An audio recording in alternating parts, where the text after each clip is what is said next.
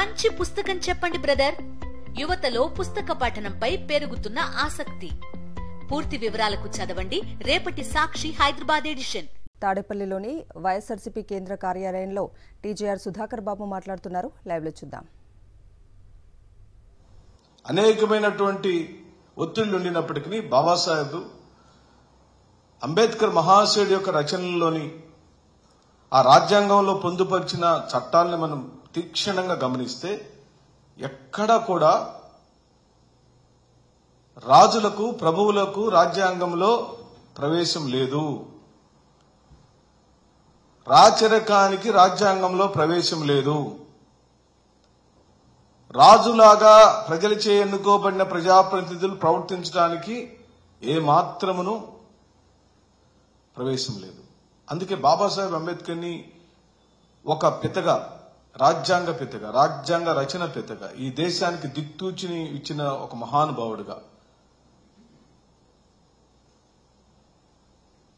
ఒక దార్శనికుడిగా, ఒక రాజకీయవేత్తగా, ఒక మేధావిగా, ఇతర దేశాల్లో వారి విగ్రహాన్ని పెట్టించేంత గౌరవాన్ని సంపాదించుకున్న అంబేద్కర్ గారి యొక్క స్ఫూర్తి మనం ఎంతవరకు ఈ రోజున ఈ రాష్ట్రంలో అమలు పరుస్తున్నాం, ఈ దేశంలో అమలు పరుస్తున్నాం.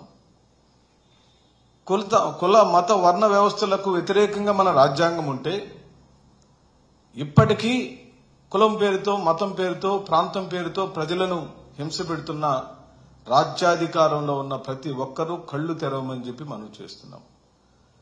ఈ రోజున చంద్రబాబు నాయుడు గారి ఆధ్వర్యంలో ఆంధ్ర రాష్ట్ర ప్రభుత్వము రాజ్యాంగ దినోత్సవాన్ని జరుపుకున్నంత మాత్రాన మీరు ప్రజాస్వామ్యాన్ని పరిరక్షించినట్టు కాదు. ఓ పక్కనేమో ప్రజలచే ఎన్నుకోబడిన మీరు అనగా మీ ప్రభుత్వం, మీ కూటమి ప్రభుత్వం ప్రజల యొక్క జీవన విధానానికి, ప్రజల యొక్క ప్రాథమిక హక్కులైన మాట్లాడే హక్కుని